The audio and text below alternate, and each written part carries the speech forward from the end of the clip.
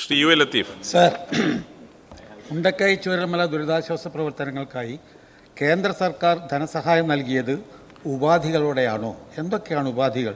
എത്ര തുകയാണ് ലഭിച്ചത്? ഏത് രീതിയിലാണ് ഇത് വിനിയോഗിക്കുന്നത്? ഉപാധി രഹിതമായി വല്ല സംഖ്യവും ലഭിച്ചിട്ടുണ്ടോ? ബഹുമാനപ്പെട്ട മുഖ്യമന്ത്രി. ഉപാധി 526 കോടിയാണെന്നാണ് ഓർമ്മ നൽകിയിട്ടുള്ളത്. അതുമായി ബന്ധപ്പെട്ട് നമുക്ക് സഹായമല്ല നൽകിയത്, നമ്മളെല്ലാവരും ആവശ്യപ്പെട്ടത് സഹായമാണ്. ആ സഹായം ഇതേവരെ ഒന്നും ലഭ്യമായിട്ടില്ല. ഇത് വായ്പയായിട്ടാണ് നൽകിയിട്ടുള്ളത്. അതാണ് നാം കാണേണ്ടത്.